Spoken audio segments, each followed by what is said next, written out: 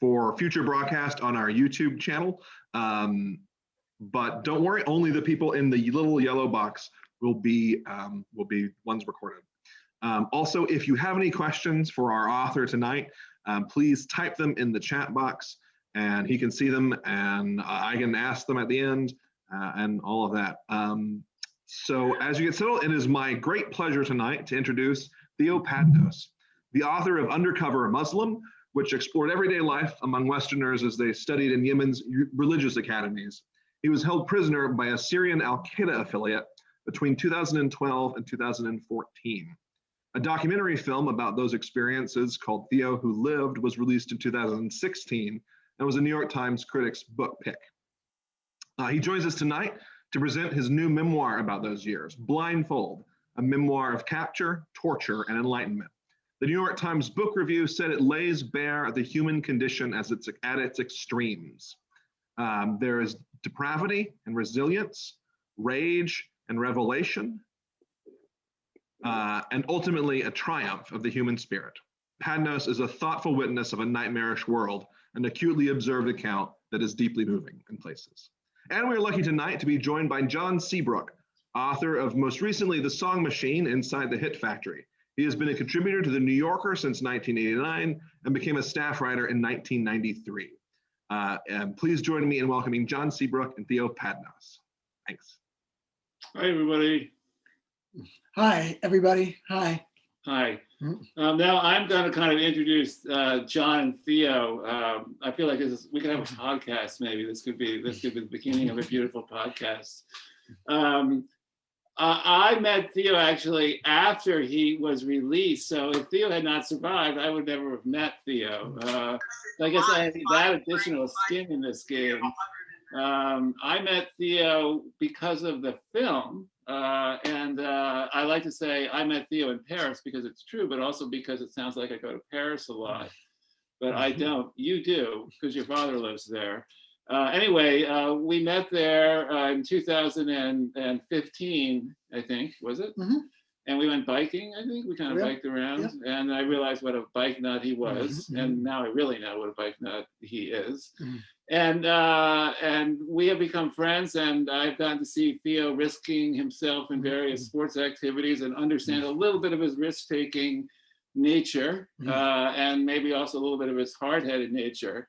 But I haven't really understood the nature of his suffering and ordeal until I read his book, which is really a remarkable testament to both sort of human cruelty and the capacity of all of us for cruelty, like torture, but also the capacity for survival and endurance. And the story is actually remarkably uplifting in what I feel in many ways that I want to explore tonight.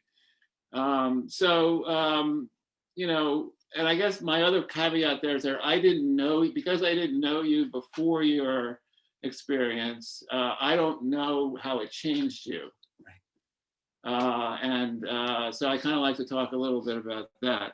But let me help the readers who haven't read the book sort of into the book by way of the beginning of the book, which is one of my favorite parts. If you had asked me for a blurb, but you didn't, I would have said it's like a monologue by Spalding Gray as staged by Samuel Beckett, because there's both a kind of there's a humor to it, which is undercut by this looming sense of what's going to happen. And as the pages go on, that sense of dread increases, and it's really a very, very good beginning of a book. But set the stage for us. Why you present yourself as this guy that is sort of like down to your last $300. You were pissed off at the mainstream media's coverage of the Middle East. You were going to have like a real story. Set the stage for us for what you're doing in Syria. I mean, we're talking about October of 2012, and as my mom can testify, I mean, as anybody who knows me can testify, my career as a journalist was not prospering, and I was desperate. I felt that I could do this job well, and that I understood Syria, and I understood some of the reasons why these people were beginning to kill each other, and that I could write about this in an intelligent and informative way. And I felt that the other people who were practicing this profession in Syria, the journalists, I just felt that they had a superficial take on matters, and that if only I could get across the border and actually do a little bit of reporting, interview this guy, interview that guy, I would make everything plain to the reading public in America. But I just needed to get across and live for a few days inside Syria. Of course, my issue at the time was I had so little career success, and I kept on, like selling my property and asking mom for money, and I was at I really had only $300 left in my. You were down and out well, George Orwell is kind of a model here in a certain way, right? You were thinking about some of George Orwell's. Yes, down and out in Paris and London a little bit. You were down and out in Damascus. Except I was in Antakya, Syria, which is right on the Antakya, Turkey, which is right on the Syrian border. And anyway, I mean, I was staying in this hotel that cost $10 a night. And it was like, after a while, I was like, $10? I can't afford $10. That's ridiculous. So I met this other nice character who said, hey, listen, you can come stay in my place. Turned out he hadn't paid the rent for like months. As soon as I got there, the landlord came in and he goes, pay the rent for the past month and pay the next month's rent. So then that subtracted like what cash I had left. And I was really looking at a voyage into Syria on $100. I wanted to make this clear in the book because, the economics of reporting is an interesting issue. In fact, it does require some cash, and you like to have a support structure. And particularly if something goes wrong. And all the professional journalists have this. And I told myself, listen, those professional journalists, they're at a huge disadvantage with this huge support structure because they can't make up decisions on the fly and decide to go with this group or that group. They have to consult the security professionals back in New York. Right. They can be safe. Anyway, no, I mean, in the beginning of the book, I discuss the many ominous signs that appeared on the horizon for me that I saw well enough but didn't interpret correctly. Now, this set the context in terms of journalists being kidnapped. Others had already been. James Foley had been. No. This is a point in that exculpates me a little bit from my blindness. No, there had been one vanished journalist, a very audacious character named Austin Tice, but he was the only one, and he was kidnapped. Still missing. He was kidnapped in a Damascus suburb that was really under there was horrific massacres occurring at the time, and he had tweeted to the whole world about these crazy risks and adventures that he was taking. And I looked at him as my model for the thing that I would never do. Because he wanted to go and photograph the dangerous places and talk to the dangerous people. And I was going to explore like the deep cultural and religious background of this war by talking to people who were observers like me, but far from the actual violence. Anyway, Austin Tice was the only person to have been kidnapped. However, I should mention this too. There were two journalists. One was Marie Colvin, remember her, and another a French journalist named Rémi something or other, who were killed in Homs in the spring. I went in the fall. They were killed in the spring under disputed circumstances. It could have been the regime. It could have been the rebels. We don't still know.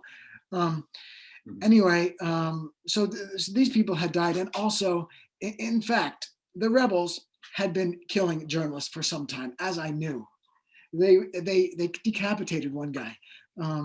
They surrounded a TV station early on in June of 2012. And they executed a bunch of the guards, the technicians at this TV station. And they kidnapped a whole bunch of others. And they a few days later, they took a anchorman who was like just an anchorman, nice guy. You can still see his videos on YouTube. He was famous really in Syria as a voiceover artist. He really had almost nothing to do with this war. Anyway, Jabhat al-Nusra kidnapped him, and a few days later, they cut off his head. So it was dangerous. You knew it was dangerous. I did not know that they had done this to this particular What was the guy. level when you decided to sort of go meet these people in Syria? What was the level of danger? You weren't really thinking, I'm really risking my life here. No, I wasn't, because I was talking to people in Antakya. And Antakya, they would come in and out every day. Yeah. They would come for cigarettes to Antakya. They were also coming surely for guns and bullets and all the guns that the American government was giving to the rebels. There was like a CIA operations office in Turkey at the time. Okay. So a lot of these, like the depot for the rebellion, where they supplied themselves with, drink and clothing and boots and weapons, was in Turkey. Anyway, these guys were coming in and then going back, coming in, going back, coming in, going back. What did they offer you that they were going to give you that you could get from them? My own particular, the guys who kidnapped me? Yeah. Like, how did they set it up? Yeah, this was really my era. Okay, this is the story of how I met my kidnappers. Yeah, tell us that. There was a number of candidates who presented their willingness to take me into Syria for very little money. And eventually I went with the people who said zero. I'll take you in for $0. That's always a bad sign. If people say I'll do it for free, it's like in Syria, no. Anyway, in fact, I met these people. They were very obscure about what their purpose was in Syria, what their purpose was in Turkey. And I found this obscurity interesting. And I said, gee, I'm going to investigate this and get to know these people and we'll be friends. And I will figure out what their racket is. They're either bringing in like guns or cigarettes or women, or, I didn't think they were bringing me in. I didn't think that they were bringing in me, and they meant to either kill me or trade me for ransom. Right. Yeah, that was their plan from the beginning. You were a really nice camel. The thing that they were importing into Syria was me. And I did not suspect this, like a complete idiot. But and they meant to, first of all, rob me. These were kids that were interested in iPhones and sneakers. So I suspect probably their big motivation was the iPhone. It was like You had a nice iPhone. I didn't even have a nice iPhone. When they finally picked it up out of my pocket, they're like, "This is an old model. This crappy iPhone." Yeah, no, I had a bad one. Yeah, they were like, we thought you were a good journalist, and you have this crappy iPhone. Anyway, but one of my favorite parts of the book is this incredible sequence when you're with them. And then you start sort of interviewing one of them, and then he says he's a terrorist, and you kind of laugh. This is before they've actually kidnapped you. You're still like hanging out with them. In my defense, no. Listen, at the time, the Syrian rebellion was composed of a number of factions. There were like the so-called moderates. They were, moderates. They were called themselves the Free Syrian Army, the FSA, Jish al-Hor in Arabic. So one guy goes, "Ana Jish al-Hor. I'm from the Free Syrian Army." And another one of these kidnappers, I go, "Well, which part of the Syrian Army?" And he named it like a brigade or a detachment. I go, "Very interesting." And another guy goes, "Oh, I'm from the radical extremists of the rebellion. I'm from Jabhat al-Nusra." And right. I didn't believe this guy. By the way, I don't think he was Jabhat al-Nusra. No, I know he wasn't. Right. He wasn't, because Jabhat al-Nusra, it still kind of exists under a different name, but they don't take just any old dirtbag off the street. No, you have to be like a person of education and some religious accomplishment. They don't care about military accomplishment, but you have to know the Quran well, and you also have to have family connections. Really, it's like it's a proper mafiosi organization. And when they take someone in, when they make a guy, they give him proper religious tests. Anyway, this guy was just a street urchin. He didn't have the religious learning. He had handcuffs. He certainly did have handcuffs, and he had a gun, and he was a burly guy. And by the way, they took a picture of me before they kidnapped me. And so you're interviewing them. Yeah. But then the interview ends, and then they kidnap you. Yeah, but even before that, like as we were driving to the kidnap location, I was kidnapped, but I didn't know it. I was in the car with these guys. They had the gun, they had the handcuff, they had all the plans, and I was like, I'm on a trip with some nice young men. Right. And they were all saying like the countdown to the actual kidnapping is 60 minutes, 59, 58, 57. What did you mean, like their cell phone or something? No, they were just chatting with each other. Oh, but they were whispering with each other. They're whispering. I'm like, what the hell are they whispering about? All this whispering. I'm like, can you let me in on a joke? Here's one thing that I think we haven't established, or we should establish, that you speak Arabic. Right. And unlike other people that ended up being kidnapped, you were able to speak Arabic, which in the book both first seems to target you definitely as a spy. Yes, it was. And then the fact that you've written a book called Undercover Muslim is really not the kind of title you want them to Google, on Amazon. No. But on the other hand, the fact that you spoke Arabic actually allows you to communicate and I think eventually win some of their sympathy. So I think it's important that readers who haven't read it, people who haven't read it, should know. Listen, so you can understand what they're talking about. I have mixed feelings about my abilities in Arabic because, I mean, it was clear, in retrospect, it was helpful. I feel like I would have a story about one individual suffering, but I feel my story is more about the deep underground religious tensions and feelings and, what it takes to tear a country apart. And I understood how these emotions and the religion function because I can understand the language. Okay, so you give us the moment. I was just going to tell you that this photograph is interesting because it's like as we were traveling into the to the kidnapped place, I saw a little coffee van by the side of the road.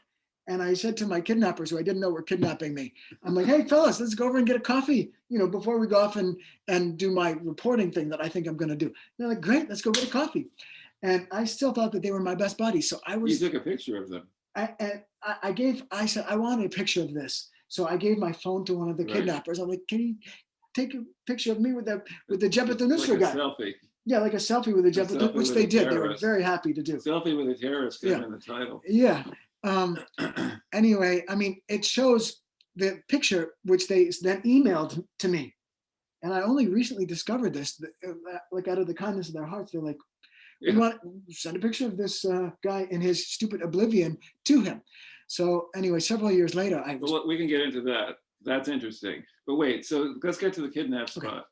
So, we were in a town called Binish, which is still a revolutionary capital, still under the control of Jabhat al-Nusra, in northern Syria, just south of the Turkish border. We're driving along. It's the morning of October 22nd, 2012. And it's like Saturday morning.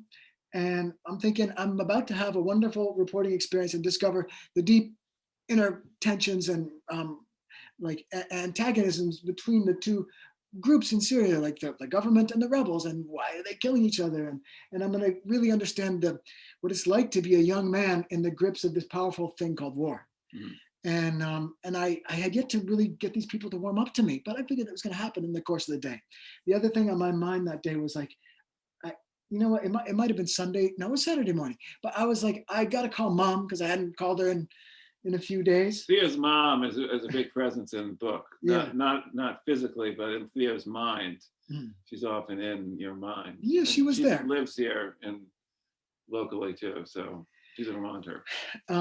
Anyway, I was like, you know what? I'm gonna make it to one of these little phone shops, which they have in rural places in Syria. And the guy behind the counter, he like puts the phone on the counter. And you make a pirated call home, and you pay a few lira, and it's great. And I'm thinking, as soon as I can like get these people a little bit to trust me, I can ask them to take me to one of these shops. I'd call mom. Anyway, we went to an abandoned house, and in this abandoned house, it was in retrospect, I was like picking up all this. The family had left in a hurry, probably because the place had been bombed by the government. And the poor dog is like assaulting John. I love this dog. Wait, can you give him a bone? No, we like the dog. Okay. The dog is part of the show. All right. Anyway, I mean, the point of this is that these young men prepared their kidnapping so expertly. And there were so many clues to the imminent kidnapping that I did not read. They set up a video camera and they actually recorded the kidnapping on video. That's when That's when it should have dawned on me that something unusual was happening. But they told me that's great. That's a great part of the book. That's an amazing. Their idea was that they had told me that we are fixers for journalists, and we also work as journalists ourselves. And since you an American journalist. Your presence in Syria is a very important and notable thing. We want to interview you. And I'm like, all right, I mean, me? Okay, fine, no problem. So he set up this video camera. Of course, the purpose of it was to videotape a kidnapping. Yeah. This tape exists out there. And since I'm kind of friends. Is it on YouTube? No, it's not. It's not on YouTube. It's on some guy's camera though, in Syria. And I'm kind of, I have like Facebook contact with them, and I've tried to get them to send me the video of me being brutally beaten and kidnapped, but they're like ashamed, I guess. Okay, we're gonna get to that. So anyway, they're videotaping you, and then at one point, in the midst of this interview, I was allegedly interviewing them, right? So then I exhausted all my questions, and I turned to the camera and I go, all right, man, I don't have any more questions for you guys. Let's move on to something else. And they all got up. There was 4 of them. They all got up, and they just began to like beat me and assault me with their fists and their shoes, and they're stomping on me. And I'm thinking as they're doing this, like, this is not a joke. I thought maybe we were roughhousing. My new friends are gonna rough. But it wasn't roughhousing. No, they were actually assaulting me. And then I heard somebody say, "Jibal corruption, Jibal corruption," and this is like a word in Arabic that I know, but it was on the very limits of my consciousness. Corruption means handcuffs. And I'm like, oh my God, they got handcuffs. I had heard them talking about corruption. Anyway, in that moment, as soon as I said corruption, I clued in finally. And then they put my hands behind my back like this, and they go, and they stopped like hitting me, and I was like bleeding down my face, and I had blood in my eyes, and I was trying to clear the blood out of my eyes. And one of them goes, "Anta asirna, you are a prisoner, anta asirna." And this was another word, asir, it means prisoner, that I was like vaguely familiar with, but from TV. And I never imagined it would be in my personal life.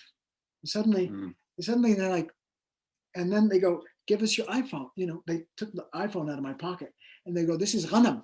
And there's another word that I had heard, like watching terrorist videos. What does it mean, like shit? No, ghanam is the booty that the warrior, booty. the Islamic warrior is entitled to capture. So I was giving them their goods that they rightfully entitled to. That the Quran gives them, right. Like when they capture a prisoner of war, the Quran says that you're entitled to take certain things from him, certain quantities of cash. Yeah. And anyway, so I was giving them the ghanam, and I'm like, all of this vocabulary is new to me. And on my phone, I had a dictionary. I go, "Hey, listen, can you look up that word?" No, really? Because there's an Arabic English dictionary in there. Can you just check it out? He goes, "No problem." Wait, are you at this point thinking, "Oh my God, yes, I am I completely was. fucked"? Or are you just not completely fucked? I'm thinking I can reverse this situation. Because these are you can just talk. You can talk my way out of it. Just like small time. These are losers, and right. I figured, and now I got to rely on my native intelligence. These guys are boneheads. I'm not a bonehead, and I can talk my way out of it. Right. And in fact, I did. I managed to escape from these people, which was a major accomplishment. Another great part of the book. Yeah. I mean.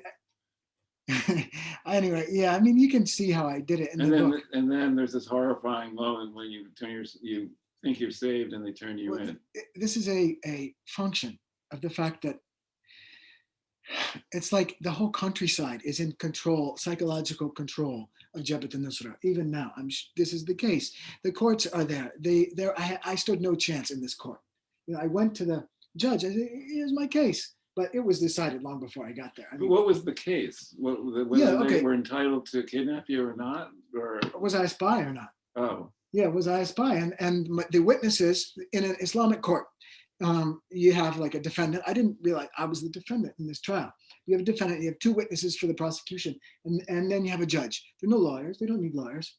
Anyway, the 2 witnesses were my kidnappers. And they go, "He's a spy for blah, blah, blah, for these reasons, that." And what were the reasons? Because you spoke Arabic? I spoke Arabic, I spoke Farsi, they said, and I spoke Hebrew.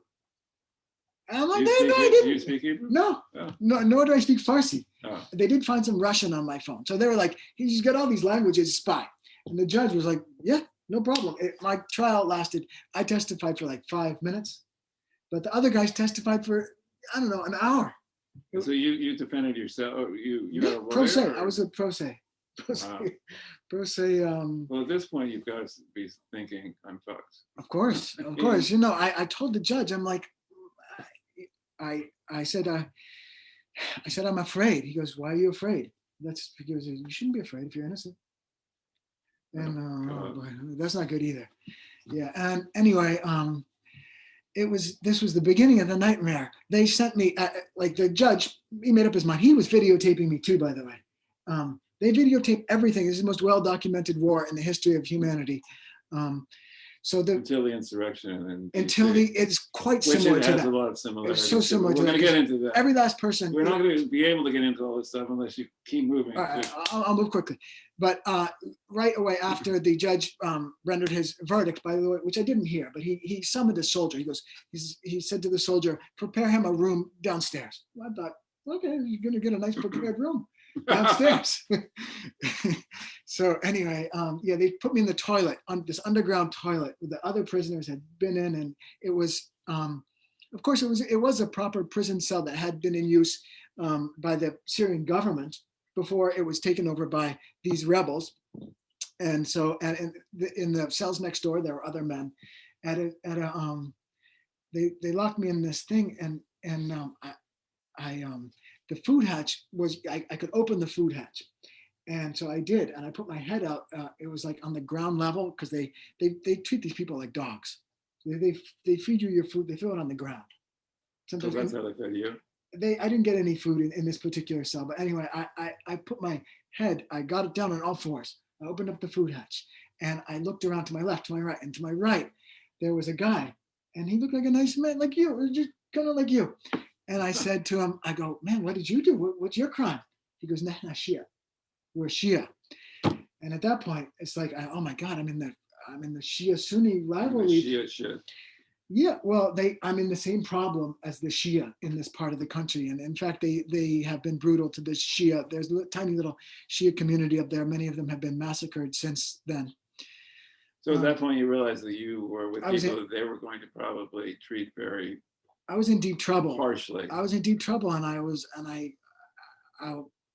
frightened.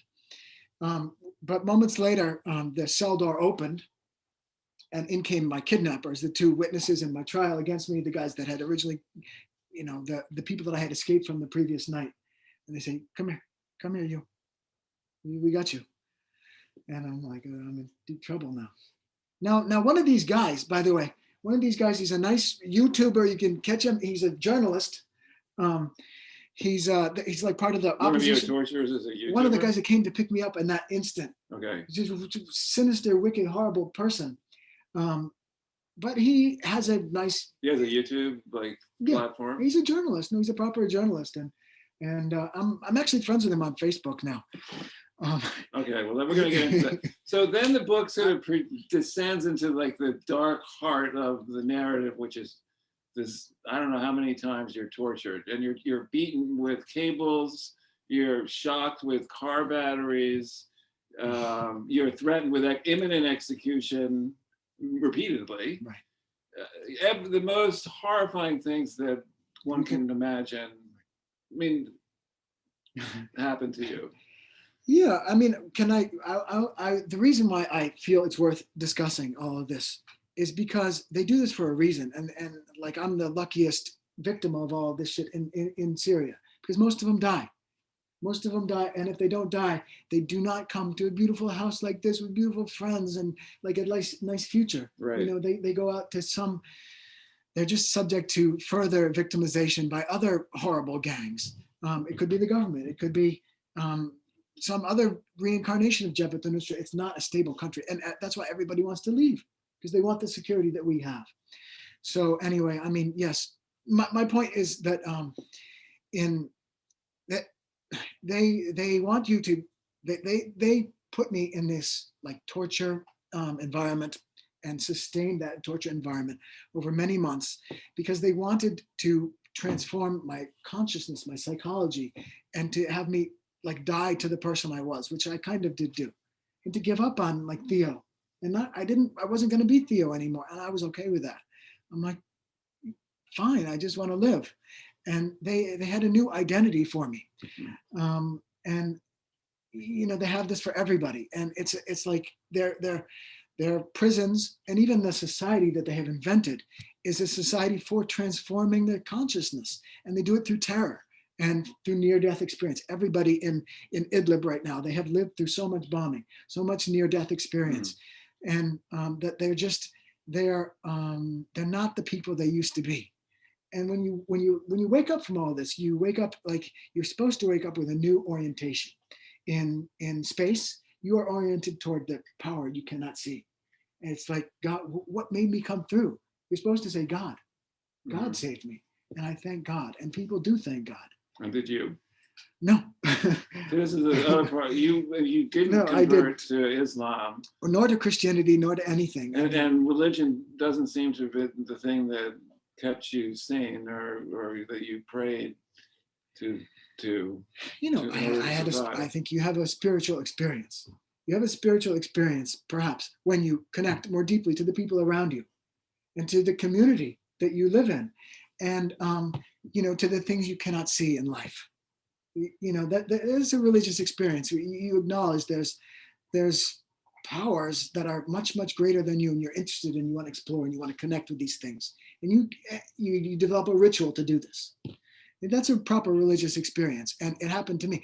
Listen, it's supposed to happen in Islam. It's supposed to happen where you say La ilaha illallah, there is no God but God, Muhammadan Rasulullah. And then you're a Muslim, and then every day you do this over and over and over again. And when you pray with other people, you touch them, and that's your connection. And then all of you orient yourselves in space towards the ultimate power in the universe. And then you bow to that power, and you repeat this bowing over and over and over again.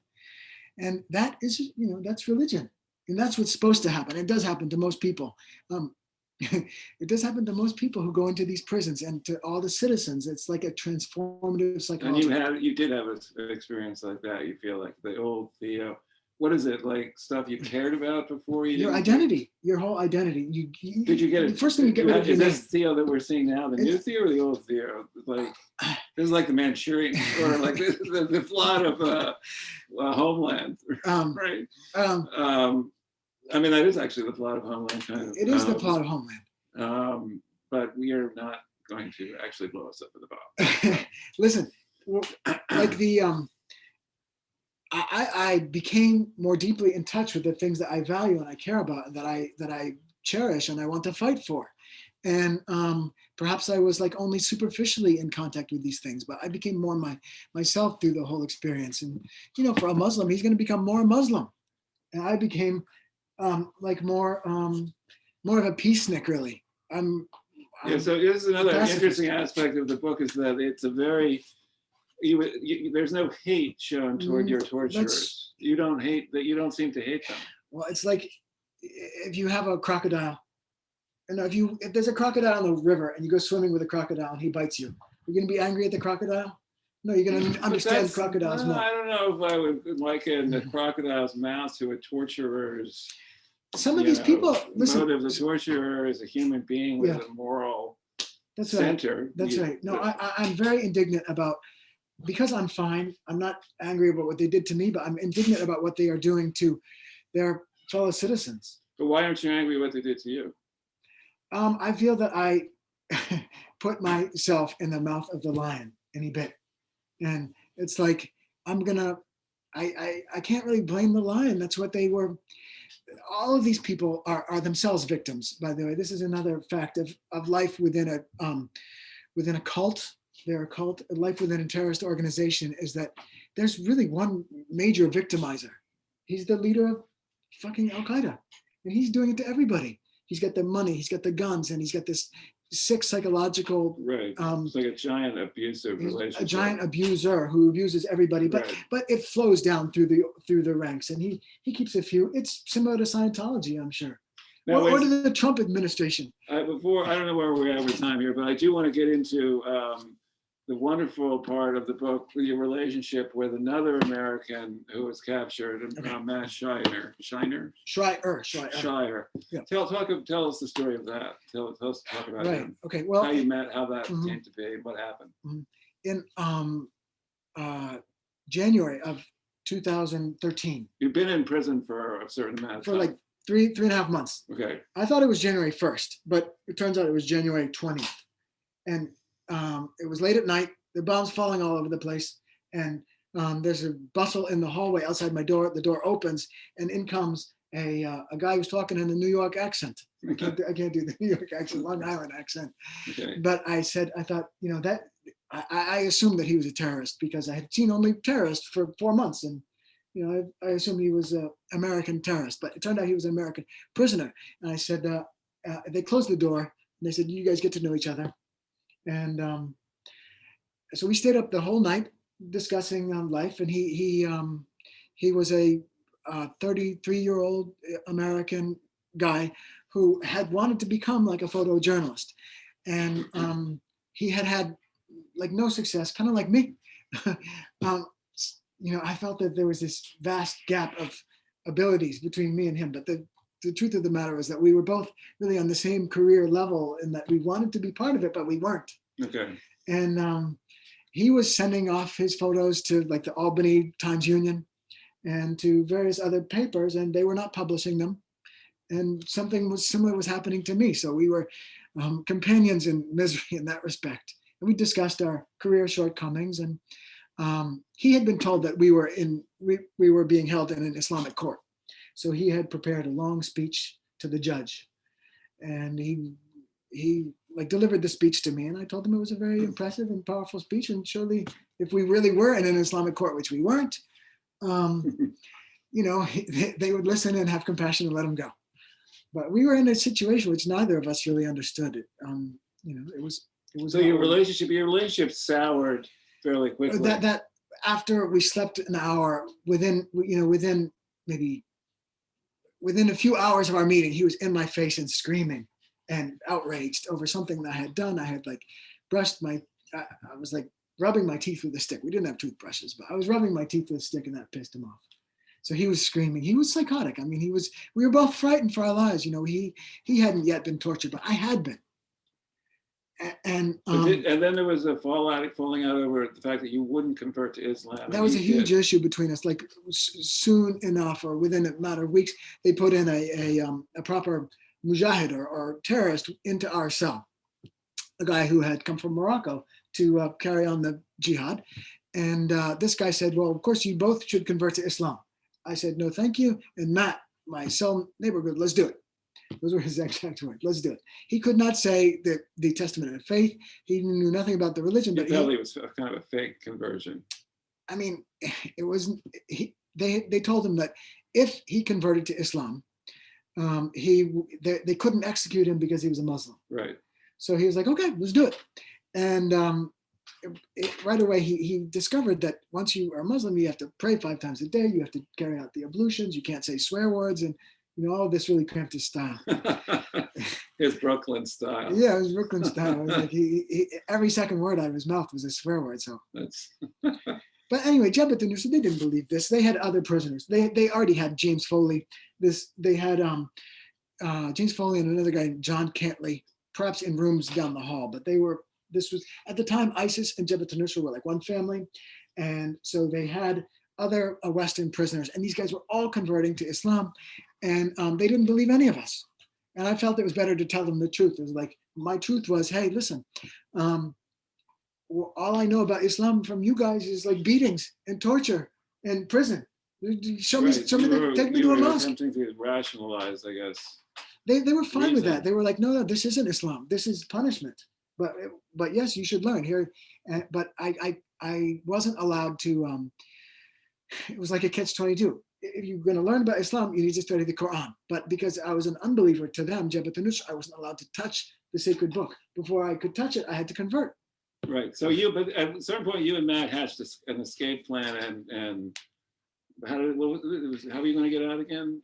Right. Well, in a different facility, we noticed that one of the windows had a kind of a grill, it was a grill. Instead of bars, and the spokes within this grill could be bent and manipulated such that we could tear down the whole grill. And so we worked at this thing very conscientiously for about 10 days in July of 2013. And finally, we really did tear down this grill until it was like about the window was about the size of a shoebox. It was like, this, like this. So it was just big enough where you could kind of wiggle your way through. But you really needed to be pushed. And we did one dress rehearsal and Matt got stuck halfway through. I had to pull him back in. But the second time we tried this, he was able to get out and get away. and he was supposed to bring me along, like pull me out, as I had pushed him out. But I don't blame him for this, by the way. It was a wartime situation in which there were probably snipers on the rooftops. We didn't know. We heard the snipers, but there were bombs. There was like terrorists everywhere. There were the government airplanes, and there was Jabhat al-Nusra snipers and government snipers. We didn't know. We were panicked. Right. So this guy, he was supposed to hang around and do like the, what you would do if you were a military hero of some kind. Pull you through. Pull me through and have this sang-froid. If you were Dwayne The Rock Johnson. If you were Dwayne The Rock Johnson, you would have done it. But he didn't do it. He ran away. And so he ran away and left you stuck in the. Right. Yeah. Yeah. And then the next morning the guards came, but he wasn't there. No, that evening, the guards came and they go, where's the other one? I go, oh, he left. Yeah, he left. Yeah, and I whatever. No, they were very angry and indignant, and there was a long episode of punishment after that. Right, you were beaten and tortured. And... Yeah, I mean, they transferred me to a new facility because they figured I was a horrible escape risk. So now they had like, double handcuffs, and I was handcuffed behind my back, and there was guards like outside my door 24/7. They really figured that I was a CIA crack escape artist. Yeah, so anyway, so that he gets away, and he is in fact gets to Turkey and freedom. I never saw him again. And you never saw him Good again. riddance. Goodbye.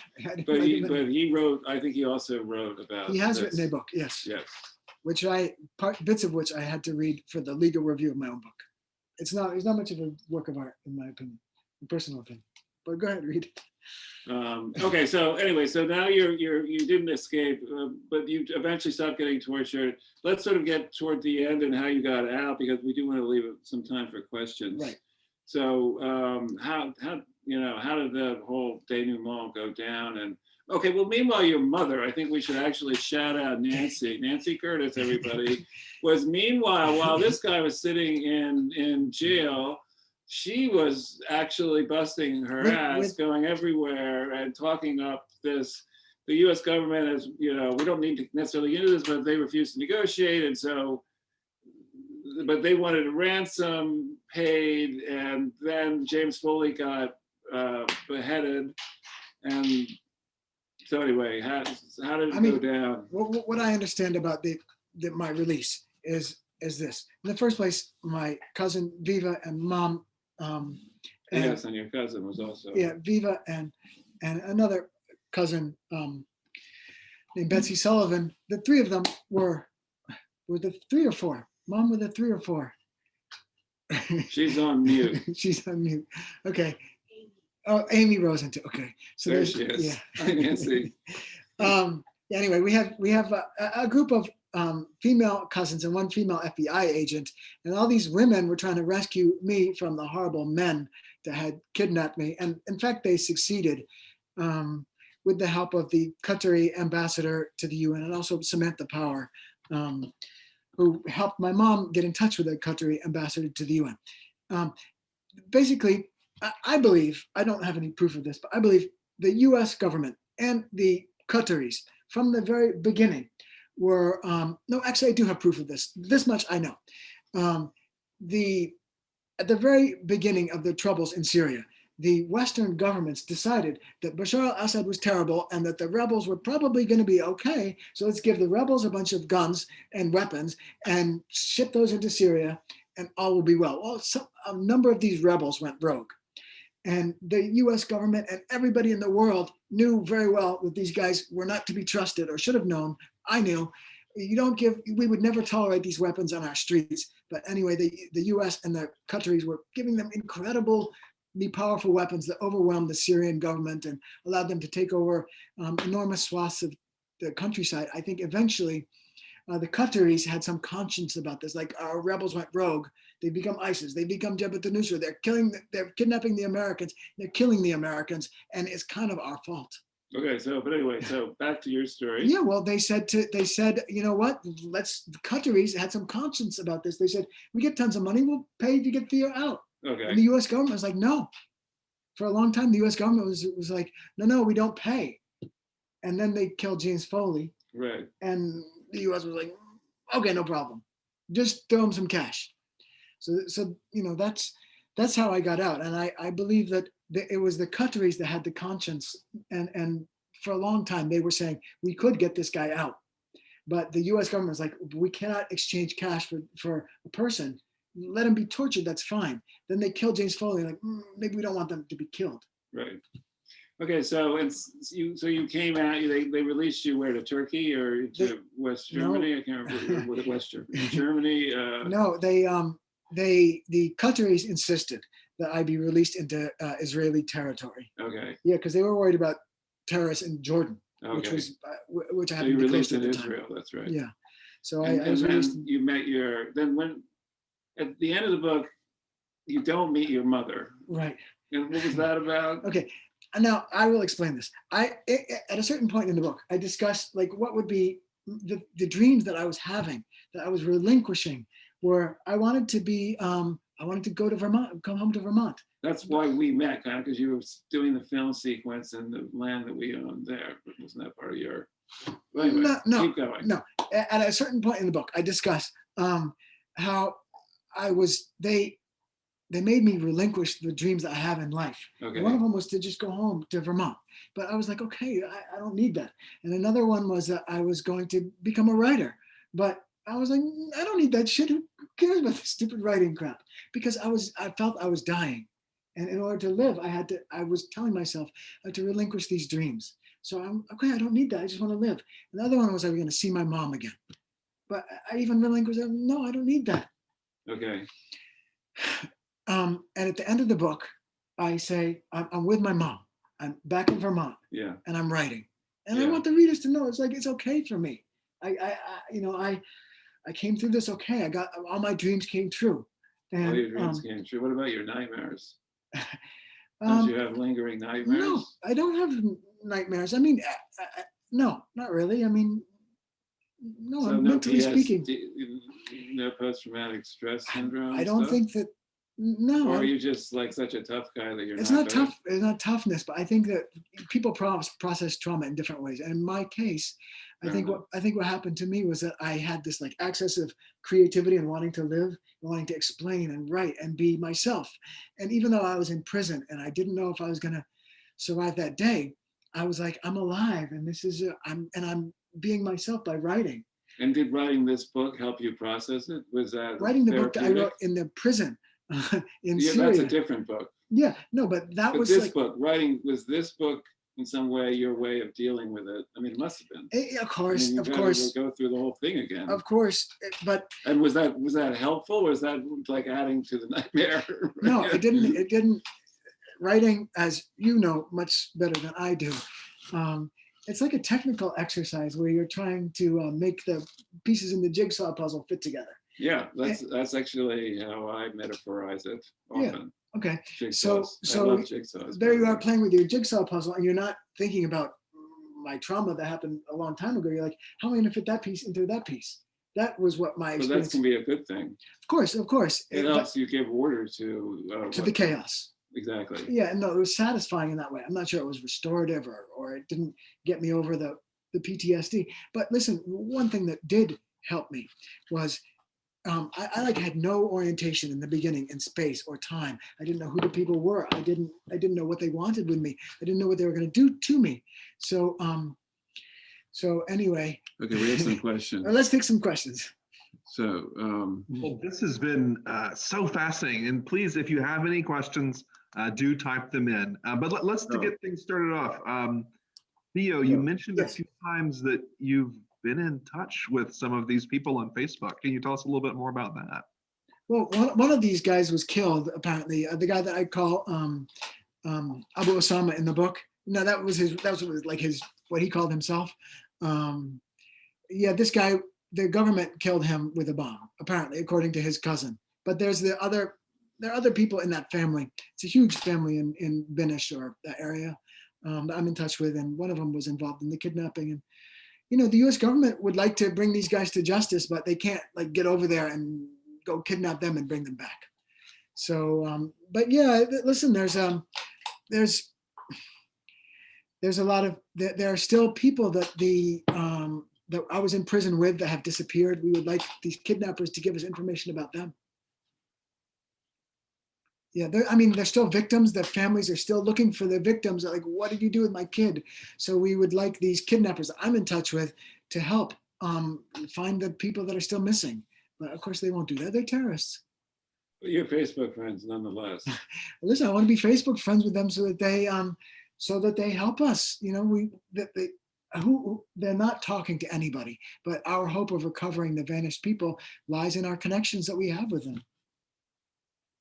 I would love, I don't know, another question, but can we just quickly, we're leaving soon, our homegrown jihadis who attacked the Capitol on January 6th and the folks that you got to meet over in Syria, is that just sort of an easy sort of parallel? Do you see real sort of aspects of a similarity there? And what would they be? They're all believers in their fantasy world.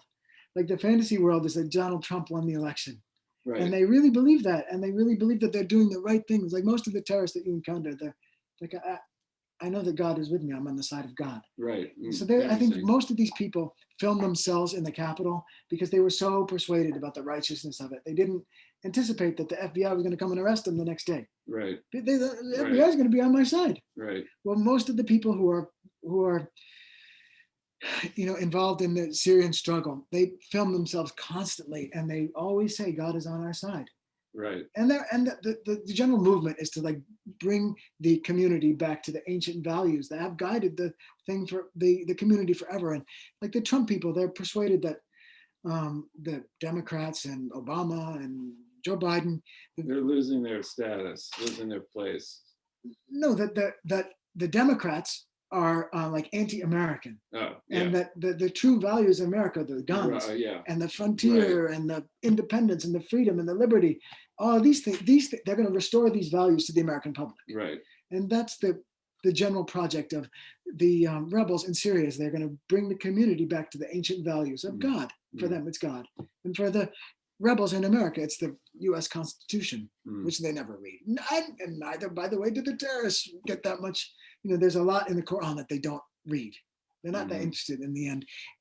In the Quran, just as the American rebels are like, I like the guns, I like the pickup trucks, and I like being a rebel. And so are the Syrians. Very similar. It's like guns, pickup trucks, rebel, good. Anyway, do we have any other questions we should take from our audience? There's a question here from Ali. She asks, how does your experience make you feel about sanctions on Syria today? They've got to stop these horrible sanctions. John doesn't want me to get into this, but I feel that the people that I speak to every day, this is not a controversial sentiment, but the people that I speak to are young men and women who would like to have a university education, and we cannot send. They cannot send like the college application fees. They can't take the SATs, the GREs, because all of that's blocked. Even the GREs will not communicate with Syrian IP addresses. They're really injurious and terrible sanctions, and it's only hurting the people that you and I would love, and it's not hurting the bad guys over there. And there's plenty of bad guys, but they're rich and they're in government jobs or they're in terrorist villas and they don't care. So yeah, we got to get rid of these horrible sanctions. They're terrible. Any other last thoughts that you might want to lead us with? This has been super fascinating and interesting talk. And Eileen says this is really appreciate this very personal in your analysis. I just want to thank everybody for spending an hour on the horrible Zoom. My God, that was lovely of you to take time out of your evening to spend time with me and John. And we're all glad that Theo survived. I think you can join me in that sentiment. We can all agree on that. Thank you. This has been fascinating. It's been a great event. Thank you both, Theo, John. Thank you both so much. The book is Blindfold. You can buy it from Northshire Bookstore. There's the link in the chat. I'll put a link one more time. And you can always find it on northshire.com or inside the store. Thank you all so much, and we'll see you all again on another Northshire. Thanks, guys. Thank you. Thanks, Luca. Thank you so much. Good night. And we are all happy that you're Yay. for this Thank as you. well. Thank you. Thank you. Good person.